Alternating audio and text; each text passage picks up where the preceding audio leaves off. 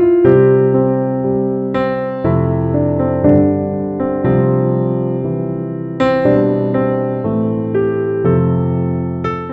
ஒரு சிலை கொடுத்தாங்க நினைவு பரிசா. நான் பார்த்த வள்ளுவர் சிலைகளில் ரொம்ப அழகான சிலை இந்த சிலை. அதுக்காக மாவட்ட நிர்வாகத்துக்கு முதல்ல நன்றி தெரிவிச்சுக்கிறேன். ஏன்னா வள்ளுவர் எப்படி இருப்பார் அப்படின்னு சொல்லிட்டு எந்த படமும் கிடையாது, எந்த சான்றும் கிடையாது. அப்போ வள்ளுவரனுடைய உருவம் என்பது திருக்குறளை படிக்கிற போது நம் மனதில் எழுகிற ஒரு உருவம் இருக்கிறது இல்லையா, அதுதான் வள்ளுவருடைய உருவம். அதை படைப்பது மிகவும் கடினம். அதிலே ஒரு கம்பீரம் இருக்கும், ஒரு ஆழ்ந்த பொருட்செறிவு இருக்கும், ஒரு ஞானம் இருக்கும், உலகத்திற்கு நீதி சொல்கிற ஒரு தன்மை இருக்கும். கிட்டத்தட்ட அதில் பல அம்சங்கள் இந்த சிலையில் இருப்பதை பார்த்து கொண்டே இருந்தேன். பொதுவாக நாம் கண்ணால் காணாத உருவத்தை கருத்தால் வடிப்பது என்பது அது அரிதாக நடக்கக்கூடிய ஒன்று. சில பேருக்கு பார்த்திங்கன்னா உயிரோடு நம்ம பார்த்தவங்க சிலையே ரொம்ப கேவலமாலாம் பண்ணுவாங்க. அப்படி பல உதாரணங்களையெல்லாம் நம்ம பார்த்துருக்கோம், நம்ம வாழ்நாளிலே பார்த்துருக்கோம். அந்த ஆளை நமக்கு நேராகவே தெரியும். ஆனால் சிலையை பார்த்தா ஐயோ அவர் இப்படி இருக்க மாட்டாருன்னு தோணும். ஆனால் சில சிலைகளை பார்க்குற போது கண்டிப்பாக இவர் இப்படி தான் இருந்திருப்பாருன்னு தோணும் இல்லைங்களா. அந்த மாதிரி இப்போ பாரதியாருடைய புகைப்படத்தை நீங்கள் பார்த்துருப்பீங்க. ஆனால் பாரதியாருடைய உருவம் வரைந்த அந்த கோட்டு சித்திரங்களை நீங்கள் பார்த்தீங்கன்னா பயங்கர கம்பீரமாக இருப்பார் பாரதியார். ஃபோட்டோவில் பார்த்திங்கன்னா கொஞ்சம் அதோட கம்மியாக தான் தெரிவார் ஆனால் பாரதியின் உருவம் படிக்கிறவர்களுடைய மனதில் எத்தகைய தோற்றத்தை உருவாக்குகிறதோ அதுதான் உண்மையான பாரதியின் உருவம். அப்படி பார்க்கிற போது நண்பர்களே, இந்த புத்தக கண்காட்சி இன்றைக்கு இந்த மேடையில் வீற்றிருக்கக்கூடிய நம்முடைய பெருமதிப்பிற்குரிய அதிகாரிகள், படைப்பாளிகள் அனைவருக்கும் முதலில் என்னுடைய வணக்கங்களை தெரிவித்துக் கொள்கிறேன்.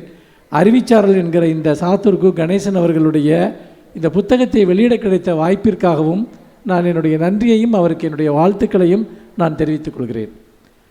நண்பர்களே, நான் 2 வருடங்களுக்கு முன்பு, அதாவது அநேகமாக விருதுநகர் புத்தக கண்காட்சி தொடங்கப்பட்ட வருடம் என்று நினைக்கிறேன், அப்போது உரையாற்றுவதற்காக இது போன்ற ஒரு மாலை நேரத்தில் இங்கு வந்தேன். இதே போன்ற ஒரு மழை, இன்னும் சொல்ல போட்டால் இதைவிட கடுமையான மழை. நான் இங்கே அரசு விருந்தினர் இல்லத்திலிருந்து கிளம்புகிற போது வெளியே பார்த்தால் மழை அடித்து பெய்து கொண்டிருக்கிறது. யாருமே வரமாட்டார்கள் என்று தான் நினைத்து கொண்டு இங்கு வந்தேன். ஏனென்றால் அப்படி பல அனுபவங்கள் எனக்கு இருக்கிறது. இப்போ நம்ம ஊரில் எல்லாம் பார்த்திங்கன்னா ஒரு தூறல் விழுந்தவுடனே மக்கள் அப்படியே வீட்டுக்குள்ளே பதுங்கிடுவாங்க. நிறைய ஊர்களில் அப்படி நபர்களெல்லாம் நம்ம பார்த்துருக்கோம். அது ஒவ்வொரு ஊருக்கு ஒரு கேரக்டர் உண்டு. நீங்கள் பார்த்தீங்கன்னா உள்ளே அப்போ தண்ணியெல்லாம் தேங்கி நின்றுச்சு இந்த சுற்றி இருக்க இடத்துல. இப்போ ரொம்ப அருமையாக பண்ணியிருக்காங்க. மழை பெஞ்சால் கூட தண்ணி தேங்காமல் நடக்க வசதியாக இப்போ கூட மாவட்ட ஆட்சித்தலைவர்கிட்ட அதான் என்னுடைய பாராட்டுக்களை தெரிவித்துக் கொண்டிருந்தேன், மிக அழகாக செய்திருக்கிறீர்கள் என்று. அப்போ பார்த்திங்கன்னா கடுமையாக மழை பெய்யுது. மழையோடு வர்றேன், பார்த்தா உள்ளுக்குள்ளே மழையில் கொடையை பிடிச்சிக்கிட்டு நனைஞ்சிக்கிட்டு கூட்டம் கூட்டமாக மக்கள் உள்ளே போயிட்டுருக்காங்க. அங்கே புத்தக கண்காட்சியில் அதை விட ஒரு பெரிய கூட்டம் உள்ளே இருக்குது. புத்தகங்களின் மீது உள்ள ஒரு ஆர்வம் இந்த ஊர் மக்களுக்கு, படிப்பின் மீது உள்ள ஒரு ஆர்வம் எத்தகையதாக இருந்தது என்பதை அன்றைக்கே கண்டு என்னுடைய முகநூலில் நான் எழுதியிருந்தேன். இன்றைக்கும் மழை பெய்து கொண்டிருக்கிறது. இன்றைக்கும் பெருந்திரளாக நீங்கள் வந்திருக்கிறீர்கள். உங்கள் ஆர்வத்திற்கு நான் தலை வணங்குகிறேன். இது போன்ற புத்தக கண்காட்சிகளை வெற்றிகரமாக நடத்த முடியும் என்கிற உத்வேகத்தை எங்களுக்கு இந்த பொது நூலகத்துறை, மாவட்ட நிர்வாகம், நாங்கள் எல்லாம் சேர்ந்து இந்த புத்தக கண்காட்சியை நடத்துகிறோம் என்றால் எங்களுடைய பொது நூலகத்துறை சேர்ந்த அலுவலர்கள் எல்லா மாவட்டத்தில் எல்லா நூலகங்களிலிருந்தும் இங்கு இந்த பணியை செய்து கொண்டிருக்கிறார்கள். இன்று மாலையிலிருந்து நான் அவர்களை சந்தித்து கொண்டிருக்கிறேன். இந்த புத்தக கண்காட்சியை தூக்கி நிறுத்த வேண்டும் என்பதற்காக. அதே போல் மாவட்ட அதிகாரிகள், நம்முடைய மாவட்ட ஆட்சித்தலைவர்களால் நியமிக்கப்பட்ட அதிகாரிகள், அவர்கள் கிட்டத்தட்ட 1.5 மாதமாக இந்த புத்தக கண்காட்சிக்காக வேலை செய்து கொண்டிருக்கிறார்கள். இப்போ என்னெல்லாம் பேச சொல்லி கூப்பிட்டு 1 மாதத்துக்கு முன்னாடியே அது தொடர்பாக யாராவது ஒருத்தர் டெய்லி பேசிகிட்டே இருப்பாங்க. எனக்கே ஆச்சரியமாக இருந்துச்சு, 1 மாதம் கழித்து வரப்போகிற புத்தக கண்காட்சிக்கு ஏன் இப்போலேருந்து இவ்வளவு ஏற்பாடுகளை இவங்க பண்ணுறாங்கன்னு. அப்படிலாம் பண்ணால் தான் ஒரு புத்தக கண்காட்சி நல்லா நடக்கும் என்பதற்கு இந்த புத்தக கண்காட்சியினுடைய வெற்றியே ஒரு சிறந்த உதாரணம் என்பதை இங்கே நான் மிகுந்த ஒரு மகிழ்ச்சியுடன் நான் தெரிவித்துக் கொள்கிறேன். அந்தளவிற்கு எல்லா நிலையிலும் எந்த குறையும் வந்துவிடக்கூடாது என்று பார்த்து இந்த கண்காட்சியை உருவாக்கி இருக்கிறார்கள். தமிழ்நாடு அரசு மாவட்டந்தோறும் புத்தக கண்காட்சியை நடத்துகிறது. 38 மாவட்டங்களிலும் புத்தக கண்காட்சிகள் நடக்கின்றன. வருடம் முழுக்க புத்தக கண்காட்சிகள் தமிழ்நாட்டில் நடந்து கொண்டிருக்கிறது. லட்சக்கணக்கான மக்கள் இந்த புத்தக கண்காட்சிகளை பார்வையிடுகிறார்கள். முக்கியமாக குழந்தைகள். நான் இங்கு பார்க்கிறேன், பள்ளிகளிலிருந்து அழைத்து வருகிற குழந்தைகள், அவர்கள் ஆசிரியர்கள் ஏற்பாடு பண்ணி அழைத்து கொண்டு வருவார்கள். அங்கே பார்த்திங்கன்னா மாவட்ட ஆட்சித்தலைவருடைய உத்தரவின் பேரில். அது அல்லாமல் மாலை வேளைகளில் பெற்றோருடன் வரக்கூடிய குழந்தைகள், அவர்களெல்லாம் எங்கள் சின்ன வயசுலலாம் இவ்வளோ புத்தகங்களை பார்ப்பதற்கான எந்த வாய்ப்பும் எங்களுக்கு இருந்தது கிடையாது. உங்கள் சின்ன வயசுலேயும் இருந்திருக்காது. நீங்கள் அதிகபட்சமாக போனீங்கன்னா ஒரு புத்தக கடையை பார்த்துருப்பீங்க, இல்லை ஏதாவது ஒரு லைப்ரரி பார்த்துருப்பீங்க. இத்தனை லட்சம் புத்தகங்களை பார்ப்பதற்கு என்னென்ன வகையான புத்தகங்கள் தமிழ் மொழியில் எழுதப்பட்டிருக்கின்றன, என்னென்ன துறை சார்ந்து எழுதப்பட்டிருக்கின்றன, இதையெல்லாம் பார்ப்பதற்கு முதல்ல நம்ம புத்தகம் படிக்கிறோமோ இல்லையோ பார்ப்பதே மிகப்பெரிய அனுபவமாக இருக்குது. அதோட சின்ன குழந்தைங்க ஆசையாக நான் இப்போ எங்கள் ஸ்டாலில் பார்த்திங்கன்னா ஒரு குழந்தை, என்னுடைய ஒரு புத்தகம் இருக்கிறது, ஒரு பெரிய புத்தகம், நாளை என்பது உன்னை காணும் நாள்னு 2000 பக்கம் உள்ள ஒரு புத்தகம். அதை ஒரு 8 வயது சிறுமி எடுத்து பக்கம் பக்கமாக புரட்டி படித்து கொண்டே நிற்பதை நான் பார்க்கிறேன். என்னால் அந்த காட்சியை கற்பனை கூட செய்ய முடியவில்லை. அந்த புகைப்படம் கூட என்னிடம் இருக்கிறது. அவள் எழுத்துக்கூட்டி அதை ஒவ்வொரு பக்கமாக படித்து கொண்டிருக்கிற காட்சியை பார்த்தபோது அவ்வளோ பெரிய புத்தகத்தை அவள் கண்ணால் கண்டு கையால் தொட்டு உணர்வது என்பது அவளுக்கு மட்டுமல்ல, அந்த புத்தகத்தை எழுதிய எனக்கும் ஒரு மிகப்பெரிய பெருமையாக இருந்தது. இன்றைக்கு நான் ஒரு பெண்மணியை சந்தித்தேன். பொதுவாக புத்தக கண்காட்சிக்கு நான் வருவது, உரையாற்றுவது என்பது எனக்கு 2ஆம் பட்சம்தான். அதைவிட சிறப்பாக மிக அற்புதமான வாசகர்களை நான் ஒவ்வொரு ஊரிலும் சந்திக்கிறேன். வாழ்நாளில் இப்படியெல்லாம் ஒரு எழுத்தின் மீது ஈடுபாடு கொண்டவர்கள் இருப்பார்களா, இப்படியெல்லாம் ஒரு எழுத்தை கொண்டாடக்கூடியவர்கள் இருப்பார்களா என்று, அதாவது நான் வருடம் முழுக்க எழுதி கொண்டிருக்கக்கூடியவன், வருடம் முழுக்க பயணம் செய்யக்கூடியவன், அதற்கான எனர்ஜியை உங்களை போன்ற வாசகர்கள் தான் எனக்கு தந்திருக்கிறீர்கள். ஏனென்று கேட்டால், ஒவ்வொருவருடைய கண்களிலும் இருக்கக்கூடிய அந்த உற்சாகம், ஒவ்வொருவருடைய கண்களிலும் இருக்கக்கூடிய அந்த ஆர்வம், அந்த அன்பு, அந்த பரிதவிப்பு, இன்னும் சொல்ல போனால் பார்த்த உடனே அவங்க வாழ்க்கையில் இருக்க ஏதேதோ சோகங்கள்லாம் என்கிட்ட சொல்லுவாங்க. சொல்லிவிட்டு அடுத்த நிமிஷம் அவங்க கவிதை ஒன்று அதுக்கு ஆறுதலாக இருந்துச்சும்பாங்க. என்னுடைய வாழ்நாள் பயன் எனக்கு நிறைவேறியது போன்ற ஒரு உணர்வு ஏற்படும். அப்போ ஒரு பெண்மணியை நான் சந்தித்தேன். அவர் சொன்னார், வருடம் நான் இந்த புத்தக கண்காட்சிக்காக நான் சீட்டு போடுகிறேன் புத்தகம் வாங்குவதற்காக. புத்தக கண்காட்சி வருகிற போது அந்த சீட்டை எடுத்து நான் புத்தகங்களை வாங்குகிறேன் என்று சொன்னபோது எனக்கு புல்லரித்து விட்டது. பொதுவாக சொல்வார்கள், யார் சொல்வார்கள், தமிழ்நாட்டில் யாருமே புக்கு படிக்க மாட்டாங்க அப்படின்லாம் சொல்லுவாங்க. இப்போல்லாம் யாருங்க, எல்லாருமே செல்ஃபோன் வந்துருச்சு, படிக்கிற பழக்கம் போயிடுச்சுன்னா யார் சொல்லுவாங்கன்னா, படிக்கிற பழக்கமே இல்லாதவங்க சொல்லுவாங்க. அவனுக்கு இன்ட்ரெஸ்ட் இல்லைன்னா உலகத்தில் எல்லாமே அவனுக்கு இன்ட்ரெஸ்ட் இல்லைன்னு முடிவு பண்ணிடுவான். செல்ஃபோன் இல்லாட்டியும் அவன் படிக்க போகிறது கிடையாது, அது வேறு விஷயம். அப்போது அதே மாதிரி இதுக்கு முன்னாடி ஒரு புத்தக கண்காட்சிக்கு போனேன். அங்கே என்னுடைய ஒரு பெரிய புத்தகம் இருக்கிறது, மிஸ் யூ அப்படிங்கிற ஒரு புத்தகம். அதனுடைய விலை கிட்டத்தட்ட ஒரு 2750 ரூபா. நான் எழுதிய மிகப்பெரிய ஒரு புத்தகம், ஓராண்டில் எழுதிய ஒரு கவிதை தொகுப்பு. அது இப்பொழுது 3 பதிப்பு 3மே காலியாகிவிட்டது. இப்பொழுது மறுபதிப்பு 1 வருடமாக வராமல் இருக்கிறது. இந்த ஜனவரியில் வரப்போகிறது. அந்த அம்மா என்கிட்ட கோபமாக வந்தாங்க, எங்கே மிஸ் யூ புக்கு இல்லைன்னா உங்கள் ஆஃபீஸுக்கு நான் 1 வருஷமாக ஃபோன் பண்ணுறேன், அடுத்த மாதம் வந்துடும் அடுத்த மாதம் வந்துடுன்னு போய் சொல்லிட்டே இருக்காங்க. இந்த வருஷம் தீபாவளிக்கு எனக்கு ட்ரெஸ் நான் என் கணவரிடம் அந்த பணத்தை எடுத்துக்கொண்டு நான் இங்கு வந்தேன். ஒரு எழுத்தாளனுக்கு இதை விட வேறு என்னங்க வேணும்? விருதுகள் எதுக்குங்க? இந்த விருதுகளை வாங்கி என்ன பண்ண போகிறோம்? அது வாங்கின அடுத்த நாள்லேருந்து ஏதாவது ஒரு மூலையில் கிடக்கும். அவன் தர்ற அந்த காசை 1 மாதம் செலவழிச்சிருவோம்.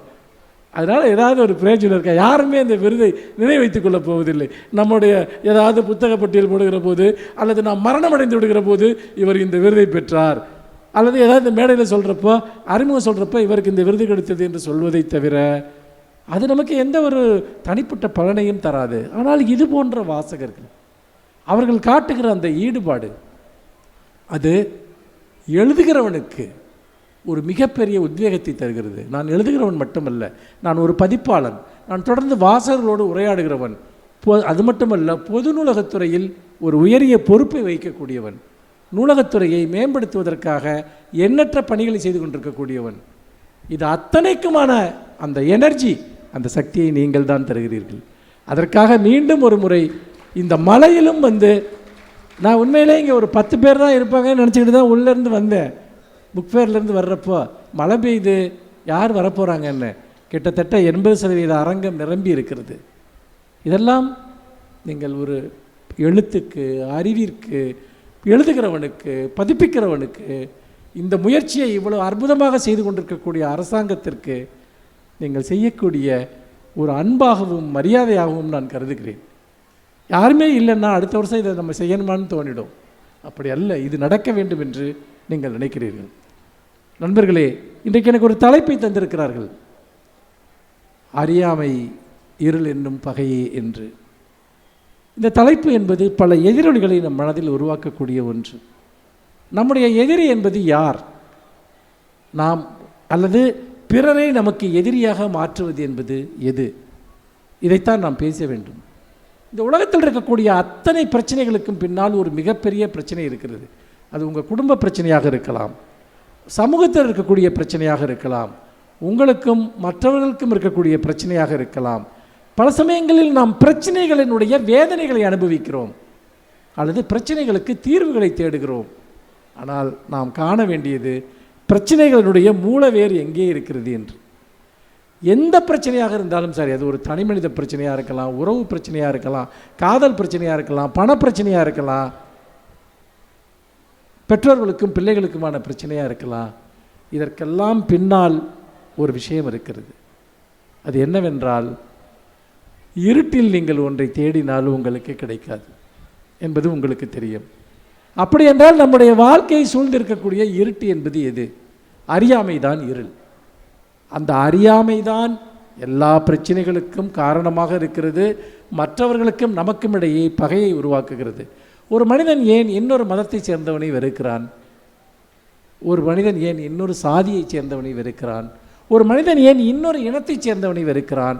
ஒரு மனிதன் ஏன் இன்னொரு நாட்டை சேர்ந்தவனை வெறுக்கிறான்? ஏனென்றால் அந்த மதத்தை சேர்ந்தவனை பற்றி உனக்கு எதுவுமே தெரியாது, அந்த சாதியை சேர்ந்தவனை பற்றி உனக்கு எதுவுமே தெரியாது, அந்த இனத்தை சேர்ந்தவனை பற்றி உனக்கு எதுவுமே தெரியாது. அப்போது அவனுக்குள் விதைக்கப்படுகிற அந்த அறியாமை, அவனை பற்றி சொல்லப்படுகிற கட்டுக்கதைகள், பொய்கள், இதை எல்லாவற்றையும் எடுத்துக்கொண்டு அவன் வெறுப்பை தனக்குள் உருவாக்கி கொள்கிறான்.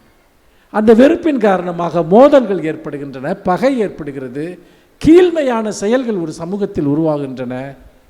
அறியாமை என்கிற இருள் விலகிய எவரும் பகை என்னும் நெருப்பில் வீழ்வது கிடையாது. பகை என்னும் நெருப்பு, பகை என்னும் இருள் எப்போது சொல்கிறது என்றால், அறியாமை நம் நெஞ்சில் எதை பற்றியெல்லாம் உங்களுக்கு தெரியவில்லையோ அதெல்லாம் உங்களுக்கு பகையாக மாறும், அதெல்லாம் உங்களுக்கு எதிராக மாறும்.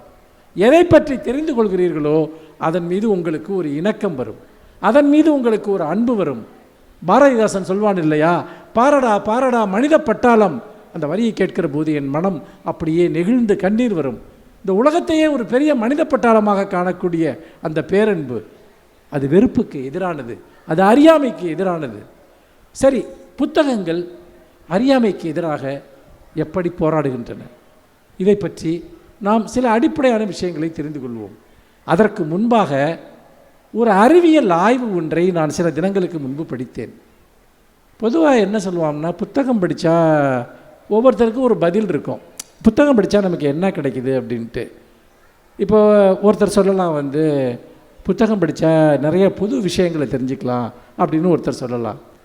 இன்னொருத்தர் சொல்வார், எனக்கு அது ஒரு இலக்கிய அனுபவத்தை கொடுக்கறது. இன்னொருத்தர் சொல்லலாம், எனக்கு தெரியாத வாழ்க்கையை பற்றி நான் தெரிந்து கொள்கிறேன். இன்னொருத்தர் சொல்லலாம், நான் என்னை பற்றியே தெரிஞ்சுக்கிறேன், அவர் எழுதின கதையை படிக்கிறப்போ. என் கவிதைகளை பற்றி கூட அப்படி நிறைய பேர் சொல்லுவாங்க, என் வாழ்க்கையில் நடந்தது அப்படியே நீங்கள் எழுதியிருக்கீங்க, அப்படி உங்களுக்கு எப்படி தெரியும்லாம் கேட்பாங்க. இது பொதுவாக ஒவ்வொருத்தருக்கும் ஏற்படக்கூடிய ஒரு அனுபவம். ஆனால் ஜெர்மனியில் இருக்கக்கூடிய ஒரு ஆய்வுக்குழு ஒரு அறிவியல் உண்மையை கண்டுபிடித்திருக்கிறார்கள். ரொம்ப ரொம்ப சுவாரஸ்யமான, இன்னும் சொல்லப்போனால் வியப்பளிக்கக்கூடிய ஒரு உண்மை. அது என்னவென்றால், புத்தகம் படிக்கிற போது உங்கள் நரம்பு மண்டலத்தில் என்ன மாற்றங்கள் ஏற்படுகின்றன, உங்கள் நரம்பு மண்டலத்தினுடைய செயல்முறையில் புத்தகங்கள் ஒரு பெரிய தாக்கத்தை ஏற்படுத்துகிறது என்று அறிவியல் பூர்வமாக நிரூபித்திருக்கிறார்கள். ஒரு 2 வாரத்திற்கு முன்பு தான் அந்த ஸ்டடி வந்தது. இன்றைக்கு காலையில் கூட அதை பற்றி நான் விரிவாக படித்து கொண்டிருந்தேன். அது என்ன அப்படின்னு நீங்கள் கேட்டிங்கன்னா, இப்போ நம்ம உடம்பில் எக்ஸசைஸ் பண்ணுறப்போ நம்ம உடம்புடைய திசுக்களில் பல மாற்றங்கள் ஏற்படுது. அப்போ மூளை, இப்போ உதாரணமாக பொன்னியின் செல்வன் யாரெல்லாம் படிச்சிருக்கீங்க?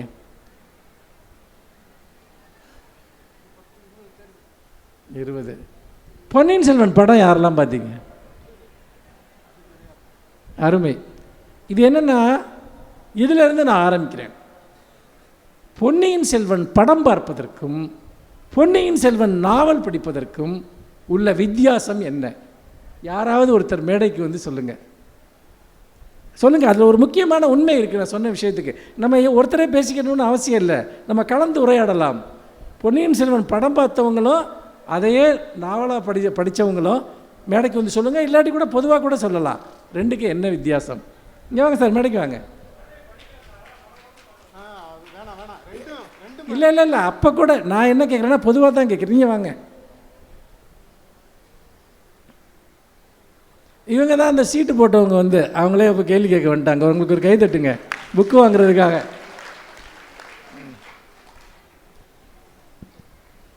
புக்கு படிக்கும்போது புக்கு படிக்கும்போது வந்து அந்த இமேஜினேஷன் ஃபுல்லாக விஷுவலாக நம்ம பண்ணிக்குவோம். அந்த எந்த காலகட்டத்தில் நடந்திருக்குமோ அது வந்து நம்ம ஒரு இமேஜினேஷனில் இருக்கும்.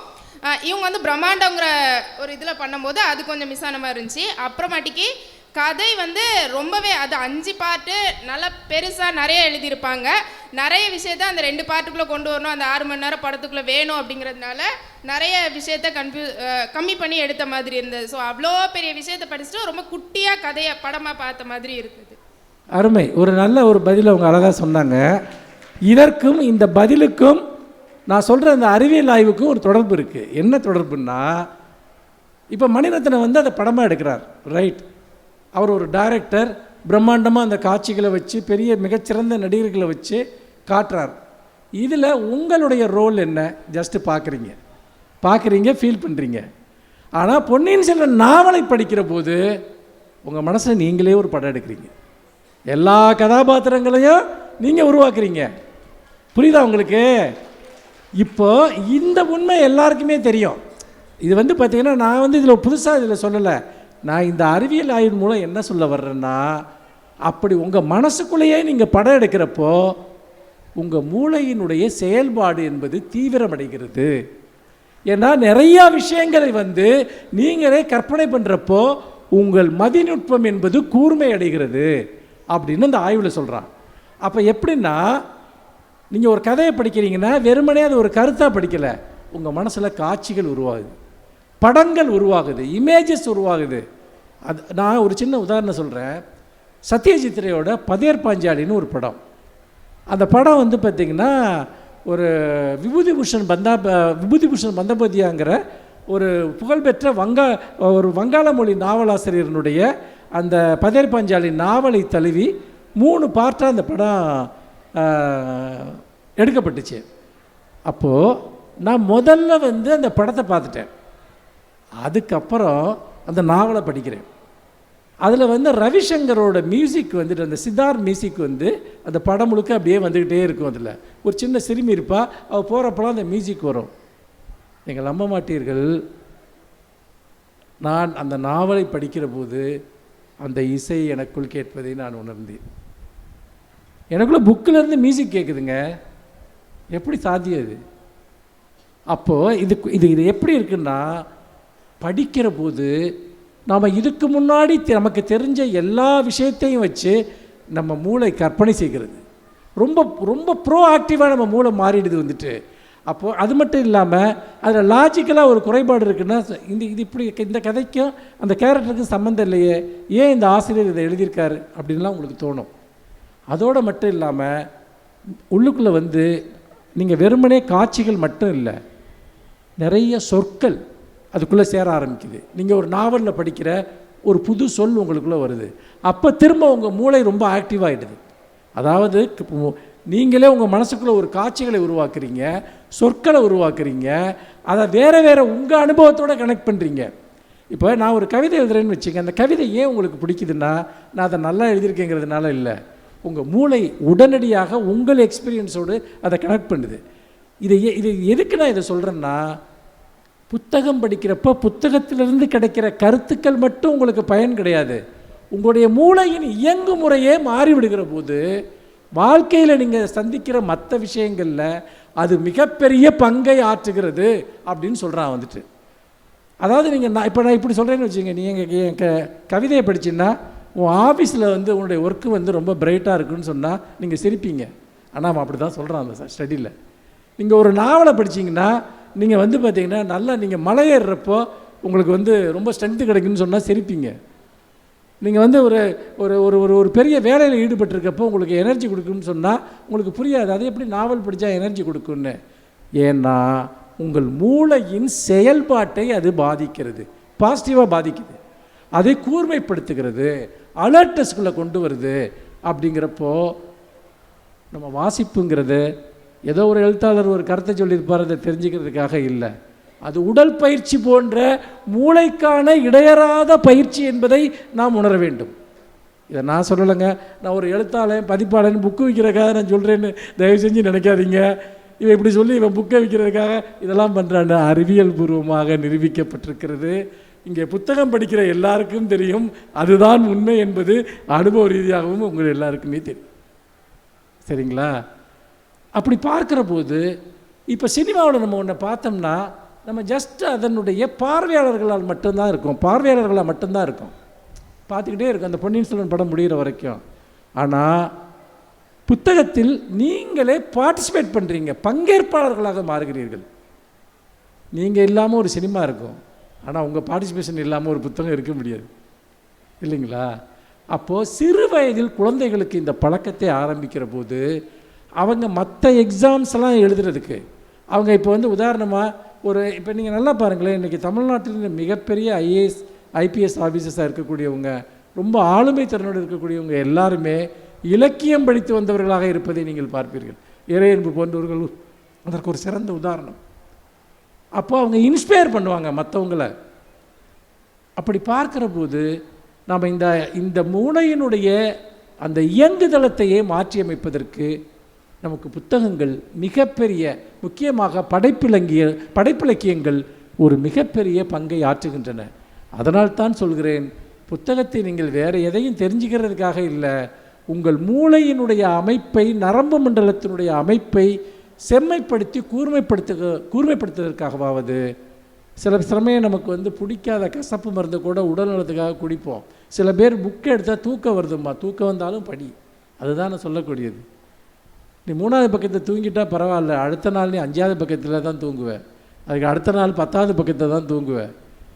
ஏன்னா கசப்பாக இருந்தாலும், ஆனால் புத்தகம் கசப்பு கிடையாது, அது படிக்க படிக்க நமக்குள் ஒரு மிகப்பெரிய இன்பத்தை, ருசியை உருவாக்கக்கூடிய ஒன்று.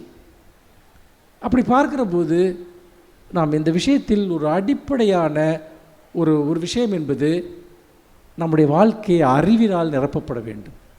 அறிவோடு தொடர்புடைய எதனோடாவது நாம் சம்பந்தப்பட்டிருக்க வேண்டும். அப்படி சம்பந்தப்படாவிட்டால் ஒரு சமுதாயத்தில் என்ன நடக்கும் என்பதை இன்றைக்கு நாம் பார்த்து கொண்டிருக்கிறோம். பல சமயம் அறிவோடு சம்பந்தம் இல்லாதவர்கள், புத்தகங்களோடு சம்பந்தம் இல்லாதவர்கள் வீட்டில் இருக்கிற போது என்ன நடக்கிறது என்பதை பார்த்து கொண்டிருக்கிறோம். புருஷன் எப்படிப்பட்டவனு பொண்டாட்டிக்கு புரியாது, பொண்டாட்டி எப்படிப்பட்டவனு புருஷனுக்கு புரியாது. அறியாமை, ஒட்டுமொத்தமான அறியாமை. அவனோட உணர்வு என்னான்னு அவளுக்கு புரியாது, அவளோட உணர்வு என்னான்னு அவனுக்கு புரியாது, பிள்ளைங்களோட உணர்வு என்னான்னு பெற்றோர்களுக்கு புரியாது, பெற்றோர்களுடைய உணர்வு என்னான்னு பிள்ளைங்களுக்கு புரியாது. எல்லாருமே அறியாமைக்குள் ஒவ்வொரு அறையாக சுற்றி கொண்டிருக்கிற போது எப்படி இங்கே உறவுகள் வலுப்படும், எப்படி பந்தங்கள் மேம்படும், எப்படி மனிதர்களுடைய நடத்தை மேம்படும்? இப்போ பிரச்சனையே அதுதானே. இவன் ஏன் இப்படி நடந்துக்கிறான், இவன் ஏன் இப்படி பிஹேவ் பண்ணுறான், இதுதானே இப்போ பிரச்சனை. அப்போ பிரச்சனையின் ஆணிவேர் என்பது ஒன்றை பற்றி தெரியாமல் இருப்பது என்பதுதான் மிகப்பெரிய பிரச்சனை. இன்னொன்று, நம்முடைய அனுபவத்தை எப்படி நூல்கள் விரிவுபடுத்துகின்றன, இதுதான் மிக முக்கியமான விஷயம். நான் என்னுடைய வாழ்க்கையை மட்டும் வாழுகிற போது எனக்கு என்ன நடந்ததோ அது மட்டும்தான் எனக்கு தெரியும். நான் மற்றவர்களுடைய வாழ்க்கையை வாழ்ந்து பார்க்க வேண்டும் என்றால் அது ஃபிசிக்கலாக முடியாது, ஆனால் இலக்கியத்தின் மூலமாக முடியும். உங்களுக்கு தெரியாத மனிதர்கள், உங்களுக்கு தெரியாத வாழ்க்கை, உங்களுக்கு தெரியாத பண்பாடு, உங்களுக்கு தெரியாத சூழல், இது எல்லாவற்றையும் புத்தகங்கள் காட்டுகின்றன. உதாரணமாக, ஒரு காட்டில் ஒரு சிங்கம் என்ன செய்து கொண்டிருக்கிறது என்று யாருக்காவது தெரியுமா? ஒரு காட்டில் ஒரு மான் தன்னுடைய வாழ்க்கையை எப்படி அமைத்துக் கொள்கிறது என்று மானை பற்றி பொதுவாக அறிந்தவர்களுக்கு தெரியுமா என்றால் தெரியாது. அதுவும் ஒரு மான் மழைக்காலத்தில் எப்படி வாழ்கிறது, ஒரு மான் குளிர்காலத்தில் எப்படி வாழ்கிறது, ஒரு மான் வெயில் காலத்தில் எப்படி வாழ்கிறது, நிறைய வித்தியாசங்கள் அதற்குள் இருக்கின்றன. எல்லாவற்றையும் பற்றியும் எழுதப்பட்டிருக்கிறது. நான் ஒரு மானை பார்க்கிற போது அந்த மான் மழைக்காலத்தில் வாழ்கிறதா வெயில் காலத்தில் வாழ்கிறதா என்பதோடு சேர்த்துத்தான் அந்த மானை புரிந்து கொள்ள முயற்சிப்பேன். மனிதர்களுடைய பண்பாடும் அப்படித்தான். நாம் பொதுவாக மனிதர்களை ஏதோ ஒரு பொது அடையாளத்திற்குள் பிரிக்கிறோம். ஆனால் மனிதர்கள் அப்படி அல்ல. அவர்கள் வேறு வேறு கன்னிகளால் பிணைக்கப்பட்டிருக்கிறார்கள், இணைக்கப்பட்டிருக்கிறார்கள். அதை பற்றிய அறிவு வருகிற போது உங்கள் சக மனிதன் யார் என்று உங்களுக்கு தெரியும், உங்களோடு அமர்ந்திருப்பவன் யார் என்று உங்களுக்கு தெரியும், அவனுடைய கைகளை இதமாக பற்றி கொள்வது எப்படி என்று உங்களுக்கு தெரியும். அப்படி தெரிய வேண்டுமென்றால் முதலில் அவனை பற்றிய அனுபவம் உங்களுக்கு வேண்டும். ஒவ்வொரு மனுஷனும் எப்படி வாழ்கிறான், நம்ம ஒரு கதை படிக்கிறப்போ ஒரு கவிதை படிக்கிறப்போ உணர்வுகளினுடைய ஆழத்தை அது எப்படி தொடுகிறது, என்னென்ன பிரச்சனைகள் இந்த உலகத்தில் இருக்கிறது, ஒரு மனுஷனுடைய மனசுக்குள்ள என்னென்ன துயரங்கள் இருக்கிறது. சில சமயத்தை எனக்கு மட்டும்தான் இது நடந்திருக்குன்னு நான் நினச்சிக்கிட்டு இருப்பேன். எவனோ ஒருத்தர் எழுதியிருப்பான் அது அவனுக்கு நடந்திருக்குன்னு. இந்த அவமானம் எனக்கு தான் நடந்திருக்குன்னு நினச்சிருப்பேன். இல்லை, லட்சம் பேருக்கு அந்த அவமானம் நடந்திருக்கும். எனக்கு மட்டும்தான் முதுமை வந்துருச்சுன்னு நான் நினச்சிக்கிட்டு இருப்பேன். லட்சம் பேர் முதுமையின் அதே பிரச்சனைகளோடு போராடிக்கிட்டு இருப்பான்.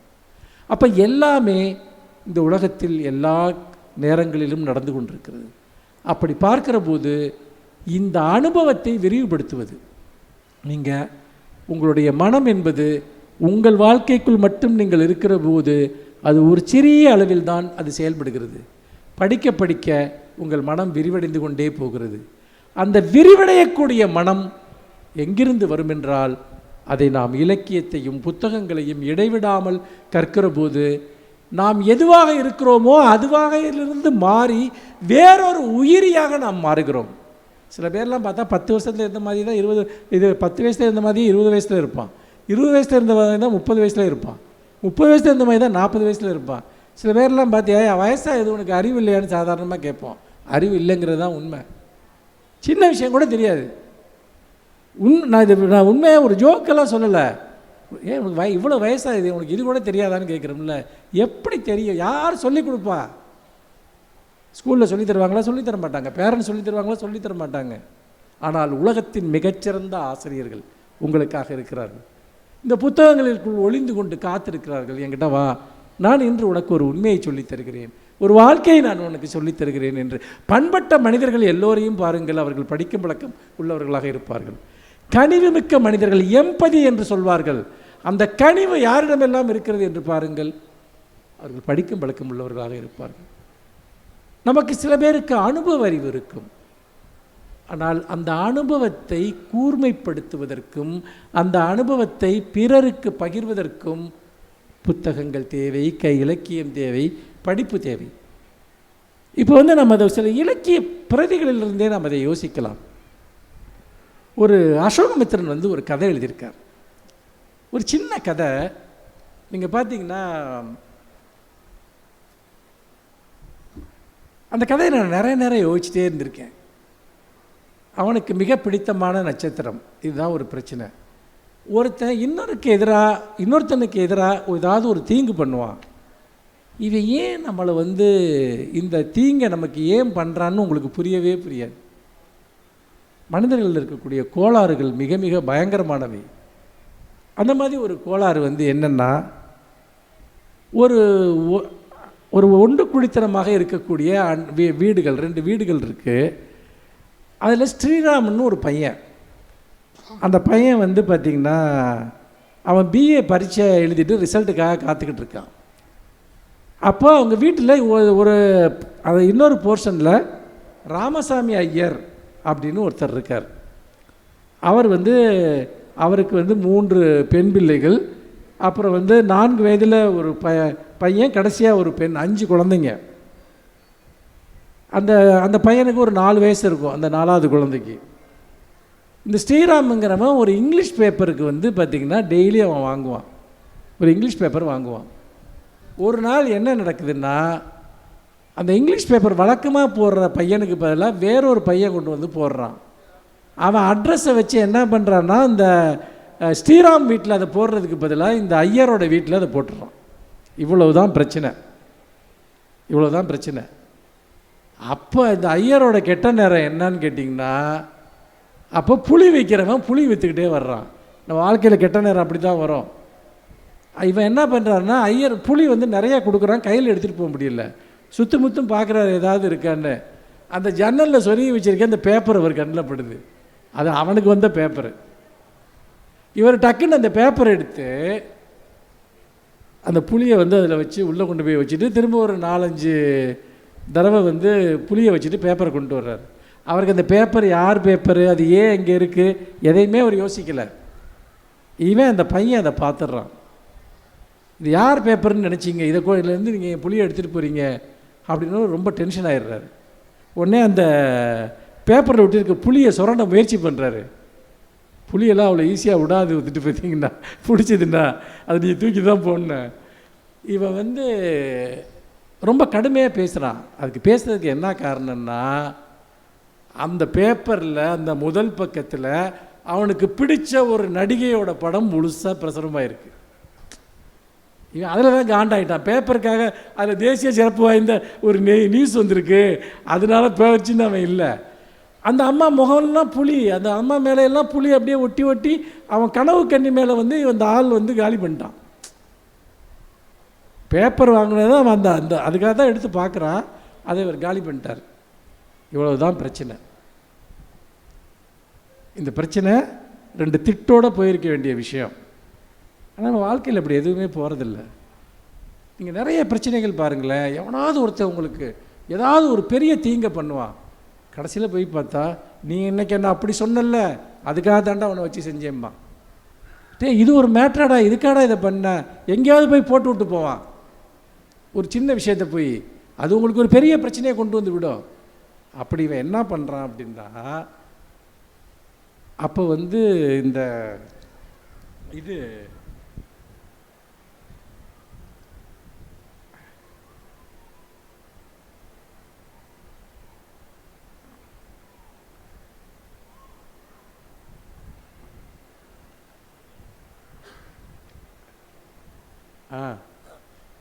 கால்ரா அப்போ வந்து பரவிக்கிட்டு இருந்த டைம்.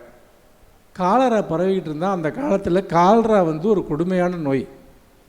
உங்கள் வீட்டில் கால்ரா யாருக்காவது வந்தால் கவர்மெண்ட் வந்து கூப்பிட்டு போயிடுவாங்க, கொண்டு போய் தனியாக ஐசோலேட் பண்ணி ஹாஸ்பிட்டல். நம்ம இப்போ கொரோனா வந்துச்சு இல்லையா, அதே மாதிரி இவன் என்ன பண்ணுறான் அப்படின்னா, இதுக்கு அடுத்த நாள் வந்து அவன் வீட்டை விட்டு ஏதோ ஒரு வேலையாக வெளியே போகிறான். அப்போ இந்த வீட்டில் இந்த ஐயரோட வீட்டில் வந்து ஒரு பையன் இருந்தான் இல்லையா, ஒரு 4 வயசு பையன், அவனுக்கு வந்து கடுமையான காய்ச்சல், வயிற்றுப்போக்கு. இந்த ஐயர் வந்து இது இவனுக்கு தெரியாது.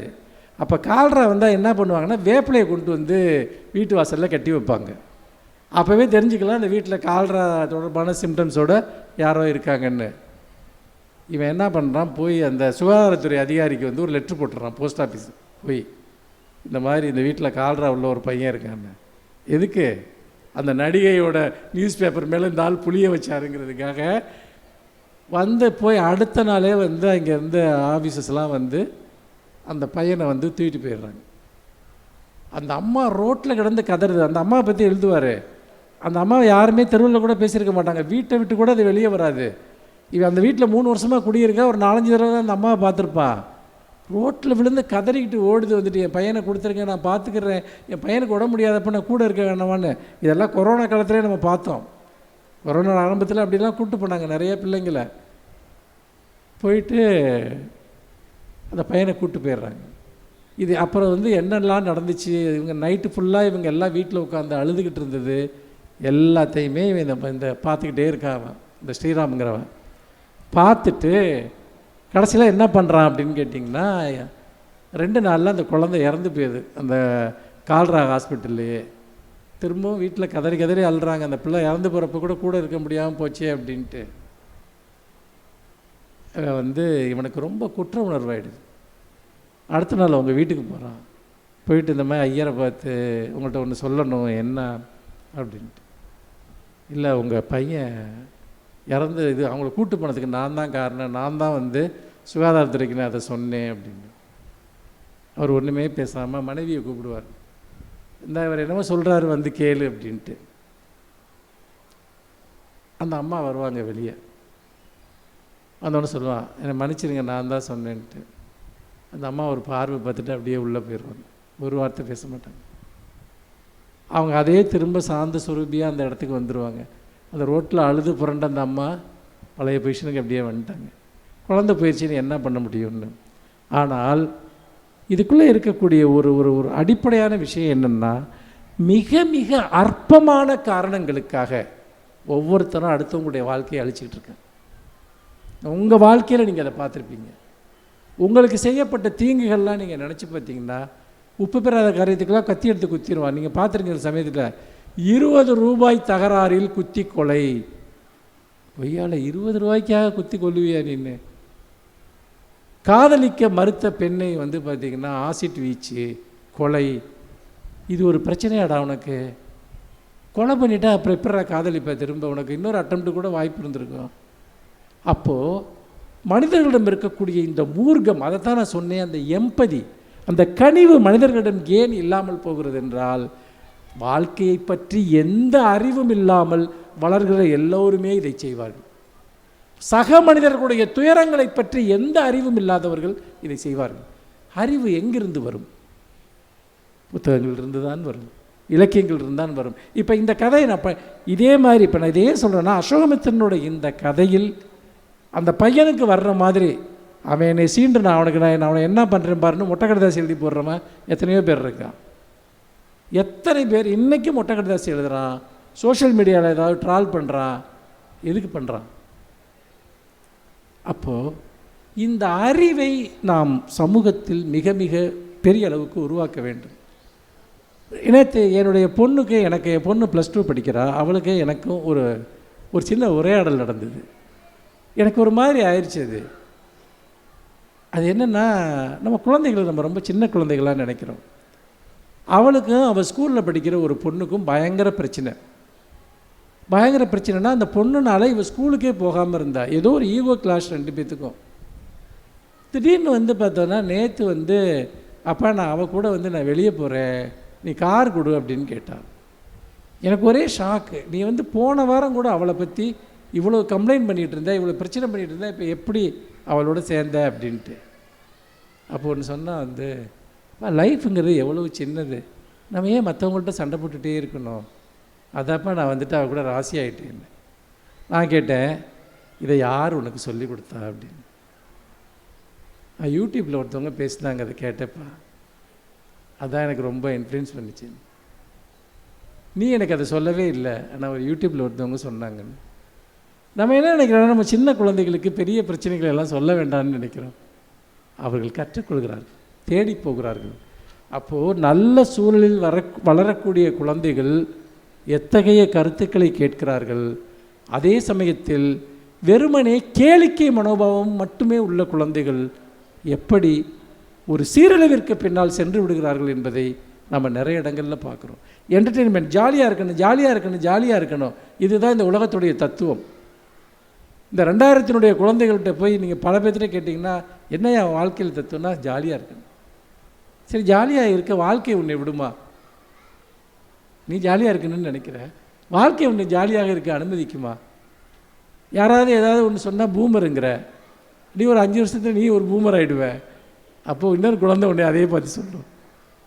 அப்போ இந்த மாதிரி சின்ன சின்ன வார்த்தைகளை நாங்கள்லாம் ஜென்சி கிட்ஸ், அதில் என்ன இருக்குது கிளைம் இருக்குது உனக்கு? அதில் என்ன பெருமை இருக்குது உனக்கு? இந்த 2000 பிறந்ததுங்கிறது ஒரு ஆக்சிடெண்ட்டு, அதுக்கே வந்து பார்த்திங்கன்னா நீ அதை ஒரு பெருமை மாதிரி சொல்லிகிட்டு இருக்க. பருவங்கள் கடந்து போய்விடும். அப்படி இருக்கிற போது இந்த போலித்தனமான மயக்கங்கள், போலித்தனமான கேளிக்கைகள், இதற்குள்ளிருந்து எப்படி நாம் விடுபடுவது என்பதை குழந்தைகளுக்கு கற்றுக் கொடுக்க வேண்டும் என்றால் கட்டாயப்படுத்தியாவது அவர்களை புத்தகம் படிக்க வைக்க வேண்டும். நான் நண்பர்களே, இதை நான் உங்கள் வீட்டிற்காகவும் நாட்டிற்காகவும் மட்டும் நான் சொல்லவில்லை, உங்கள் குழந்தைகளினுடைய வளர்ச்சிக்காகவும் சேர்த்து சொல்கிறேன். இங்கே இருக்கக்கூடிய இளைஞர்களுக்கும் சேர்த்து சொல்கிறேன். நீங்கள் அப்படி அந்த புத்தகங்களை நீங்கள் உங்கள் இதயத்தில் எடுத்துக்கொள்ளாவிட்டால் நீங்கள் இந்த சமூகத்தை பயன்படுத்த மாட்டீர்கள். யாராவது உங்களை பயன்படுத்தி கொள்வார்கள். ஏதாவது ஒரு சீரழிவு உங்களை பயன்படுத்தி கொள்ளும், ஏதாவது ஒரு வணிகம் உங்களை பயன்படுத்தி கொள்ளும். ஏதாவது ஒரு பழக்கம் உங்களை பயன்படுத்தி கொள்ளும். ஒரு மோசமான பழக்கம், ஒரு மோசமான அரசியல், ஒரு மோசமான பண்பாடு, ஒரு மோசமான சீரழிவு உங்களை பயன்படுத்தி கொள்ளும், உங்கள் குழந்தைகளை பயன்படுத்தி கொள்ளும். அத்தனை தீமைகள் இன்றைக்கு நம்முடைய சமூகத்தில் சூழ்ந்து நிற்கின்றன. அந்த நிலையில்தான் நான் வலியுறுத்தி கூறுவது என்பது நம்முடைய மூளையினுடைய செயல்பாடு, நம்முடைய மனதினுடைய அமைப்பு, நம்முடைய வாழ்க்கை முறை, நம்முடைய பண்பாடு, சமூகத்தில் பழகுகிற விதம், இன்னும் சொல்லப்போனால் தீயனவற்றிலிருந்து நம்மை காக்கக்கூடிய அரணாக சிறந்த இலக்கியங்கள் இருக்கின்றன. நம்ம ஒரு தீமைங்கிறது எப்படின்னு கேட்டிங்கன்னா, அது ஒரு கிருமி மாதிரி. அது எப்படி நம்மக்கிட்ட வந்து சேர்றதுனே நமக்கு தெரியாது. நம்ம உடம்புல எப்படி ஒரு கிருமி இன்ஃபெக்ட் ஆகுதுன்னு உங்களுக்கு தெரியுமா? ஏன் உங்களுக்கு ஃபீவர் வருதுன்னு உங்களுக்கு தெரியுமா? அதே மாதிரி தான் இந்த சமூகத்தில் இருக்கக்கூடிய மோசமான மதிப்பீடுகள் உங்களை எப்படி பாதிக்குதுன்னு உங்களுக்கு தெரியாது. ஒரு போலி அரசியல் உங்களை எப்படி பாதிக்கும், அல்லது ஒரு போலி தத்துவம் எப்படி உங்களை பாதிக்கும், ஒரு போலியான வெறுப்பு எப்படி உங்களை பாதிக்கும்னே உங்களுக்கு தெரியாது. அந்த விஷம் கொஞ்சம் கொஞ்சம் கொஞ்சமாக காற்றிலிருந்து வந்து உங்களுடைய இதயத்தில் அது இறங்குவதை நீங்கள் கடைசியாக தான் உணர்வீர்கள். ஆனால் புத்தகங்கள் தடுப்பூசியை போன்றவை. அது ஆரம்பத்திலேயே ரெசிஸ்ட் பண்ணுது. தடுப்பூசி, உண்மையாக சொல்கிறேன், நூல்கள் என்பவை இன்றைக்கு தடுப்பூசியை போன்றவை. சிறந்த இலக்கியங்கள் என்பவை தடுப்பூசியை போன்றவை.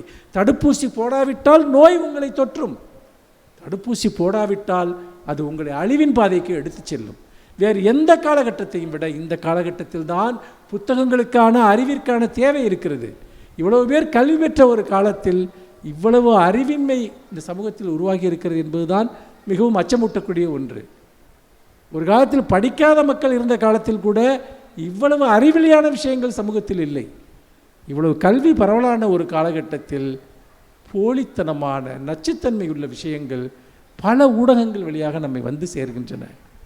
இவற்றிலிருந்து நாம் விடுபடுவதற்கான ஒரு போராட்டம்தான் இந்த விஷயம். நிறைவாக என்னுடைய ஒரு கவிதை ஒன்றோடு நான் இந்த அரங்கை நிறைவு செய்ய விரும்புகிறேன். வாழ்க்கையினுடைய மகத்துவம் அல்லது வாழ்க்கையினுடைய உண்மை எத்தகையது என்பதை இப்போல்லாம் நிறைய பேர்த்துக்கு ரொம்ப சூசைடல் டெண்டன்சி இருக்கும்மா, ரொம்ப டிப்ரெஸ்டாக இருக்குது, செத்துடலாம்மா. செத்துறதுன்னா என்னன்னு தெரிஞ்சால் ஒருத்தரை சொல்லவே மாட்டான். எவ்வளவோ பேர் எவ்வளவோ கொடுமையான மோசமான நிலையில் கூட வாழ்க்கையை பற்றி கொண்டு மேலே வர வேண்டும் என்று போராடுகிற மனிதர்களை பார்த்திருக்கிறேன். அது வாழ்க்கையில் நிறைய விஷயங்கள் கிடைத்தவர்கள் கூட ஏதாவது ஒரு விஷயத்தில் உடைஞ்சு போய் அவங்க நம்ம இன்றைக்கி செத்துடலாம் அப்படி இல்லை இந்த வாழ்க்கையை விட்டு வெளியேறலான்னு நினைக்கிறாங்க. உண்மையிலேயே ஒருத்தன் அப்படி ஒரு முடிவு எடுக்கிறான்னு வச்சுப்போம், இன்றைக்கி நம்ம சூசைட் பண்ணிடலாம், இன்றைக்கி நம்ம செத்துடலான்னு நினைக்கிறான்னு வச்சுங்க, அவன் எதையெல்லாம் இந்த வாழ்க்கையிலிருந்து இழப்பான். எவ்வளவு கஷ்டங்களோடும் வாழுகிற போது நாம் காண்பதற்கும் பெறுவதற்கும் எவ்வளவோ இருக்கிறது. இதை பற்றி ஒரு கவிதை எழுதியிருந்தேன். அதாவது நமக்கு மரணம் நெருங்கிருச்சின்னு வச்சுக்கோங்க. நாளைக்கு நான் செத்துடலான்னு ஒருத்தர் முடிவு பண்ணுறான், இல்லை இயற்கையாக கூட இறந்துடலான்னு ஒரு சூழல் வர்றப்போ அந்த மனிதன் யோசிக்கக்கூடிய விஷயம் என்னவா இருக்குன்னு தெரியுமா? எனக்கு இன்னும் எவ்வளவு நேரம் இருக்கிறது. இது இந்த கேள்வி எல்லாருக்குமே வரும். நோய்வாய்ப்பட்டிருந்தாலும் வரும், வயசானாலும் வரும், இல்லை பார்த்திங்கன்னா தற்கொலை என்ன இருந்தாலும் வரும். ஆனால் இந்த கேள்வி எவ்வளவு ஆழமான கேள்வி தெரியுமா? எனக்கு இன்னும் எவ்வளவு நேரம் இருக்கிறது. அது கேட்கப்படுகிறது, அது அவ்வளவு ஏக்கத்துடன் நினைக்கப்படுகிறது. மருத்துவரின் கண்களையே பார்த்தபடி அந்த கேள்வி மனசில் வரும், எனக்கு இன்னும் எவ்வளோ டைம் இருக்குன்னு. மருத்துவரின் கண்களையே பார்த்தபடி இன்னும் கிளம்பாத ரயிலின் ஜன்னல்களுக்கிடையே யாரோ ஒருத்தர் நமக்கு விடை கொடுக்க வர்றாங்க, அவங்கள நம்ம பிரிஞ்சு போகணும். ட்ரெயின் எப்போ கிளம்ப போகுது, கொஞ்சம் டிலே கூட ஆகலாம். அப்போ அந்த கண்கள் இருக்க கேள்வி என்ன தெரியுமா? அந்த பிரிவின் ரயில்னு அதை வச்சுங்க. நீங்கள் இன்னும் கிளம்பாத ரயிலின் ஜன்னல்களுக்கிடையே ஓட்டப்பந்தயத்தின் ஏதோ ஒரு கணத்தில் நீங்கள் ஒரு ரன்னிங் ரேஸில் வேகமாக ஓடிக்கிட்டு இருக்கீங்க. உங்களுக்கு முன்னாடி இருக்கவனுக்கிடையே ஒரு பார்த்திங்கன்னா ஒரு சின்ன இடைவெளி தான் இருக்குது. அப்போ உங்கள் மனசில் அந்த கேள்வி வரும், எனக்கு இன்னும் எவ்வளோ நேரம் இருக்குது. பரீட்சை தாளின் ஏதோ ஒரு பக்கத்தில் பரீட்சை வேகமாக எழுதிக்கிட்டே இருக்கீங்க. அப்போ இன்னும் எழுத வேண்டிய கேள்வி பாக்கி இருக்குது. அப்போ இந்த கேள்வி வரும், இன்னும் எவ்வளவு நேரம் இருக்கிறது. ஒரு யுத்த களத்தின் கடைசி அரண் வீழ்கையில் எல்லா அரணும் விழுந்துருச்சு, கடைசி அரணை நோக்கி எதிரிகள் முன்னேறிட்டு வர்றாங்க. அப்போ அந்த அரணுக்குள்ளே மாட்டிக்கிட்டு இருக்கக்கூடியவன் என்ன நினைப்பான் தெரியுமா? எனக்கு இன்னும் எவ்வளவு நேரம் இருக்குது. ஒரு அன்பின் இறுதி நம்பிக்கை முடிவடைகையில் சில உறவுகள்லாம் உங்களுக்கு தெரியும், இது நீடிக்காதுன்னு நமக்கு நல்லா தெரியும். இது உருப்படாது, இது நிச்சயமாக இது பிரேக்கப் ஆக போகுதுன்னு நமக்கு நல்லா தெரியும். அப்போ கூட இது இன்னும் எவ்வளோ நேரம் இருக்குது இந்த ரிலேஷன்ஷிப்புக்குன்னு நம்ம மனசை யோசிக்கும் இல்லையா? எனக்கு இன்னும் எவ்வளோ நேரம் இருக்குது இந்த உறவு நீடிக்கிறதுக்கு. நீருக்கடியில் காற்றிற்காக தவிக்கும் போது தண்ணியில் மூழ்கிட்டு இருக்கீங்க, மூச்சு திணறீங்க, எனக்கு இன்னும் எவ்வளோ நேரம் இருக்குது. வெறுமனே அர்த்தம் இல்லாமல் காத்திருக்கும் போது யாரையாவது பார்க்க போகிறோம், போன வேலை நடக்குமான்னு தெரியாது, எப்போ வருவாங்கன்னு தெரியாது, எனக்கு இன்னும் எவ்வளோ நேரம் இருக்கிறது. நமது விதியின் புத்தகத்தை தற்செயலாக படிக்க நேர்கையில் சில சமயம் தெரிஞ்சிடும் நம்ம வாழ்க்கை இப்படி தான் போக போகுதுன்னு. நமது விதியின் புத்தகத்தை தற்செயலாக படிக்க நேர்கையில், நமது முதல் நரையை பார்க்க நேர்கையில், முதல் நரையை பார்க்கறதுங்கிறது வாழ்க்கையில் ஒரு பயங்கரமான ஒரு பெரிய அனுபவம். நமது முதல் நரையை பார்க்க நேர்கையில், ஏதோ ஒரு ரகசிய சந்திப்பிற்கான பயண நேரத்தில், ஏதோ ஒரு படிக்கட்டில் பதட்டத்துடன் இறங்கி செல்கையில், நமக்கு நம்ம அப்பாயின்மெண்ட்டுக்கு கொடுத்துருக்காங்க, இன்னும் 2 நிமிஷம்தான் இருக்குது, படப்படன்னு அந்த படிக்கட்டில் இறங்கி ஓடிட்டுருக்கீங்க, எனக்கு இன்னும் எவ்வளவு நேரம் இருக்கிறது. இந்த கேள்வி எந்தெந்த இடத்துல எல்லாம் கேட்கப்படுகிறது என்பதை நீங்கள் நினைத்து பாருங்கள். ஒரு சிறிய விடுதலையை அனுபவிக்கையில், ஒரு சிறிய குற்றம் கண்டுபிடிக்கப்படுகையில், தூங்கும் குழந்தைகளின் முகத்தை பார்க்கையில், நம்பிக்கையற்று ஒரு கதவை தட்டுகையில், தண்டவாளத்தில் தலையை வைத்துக் கொண்டிருக்கையில், நாம் கிளம்புவதற்கு ஆயத்தமான பிறகும், நமக்கு விடை கொடுக்கப்பட்ட பிறகும், முத்தமிடப்படுகையில், தீர்ப்பிடப்படுகையில், தனித்து விடப்படுகையில், எனக்கு இன்னும் எவ்வளவு நேரம் இருக்கிறது. அது கேட்கப்படுகிறது, நாம் கேட்கிறோம்.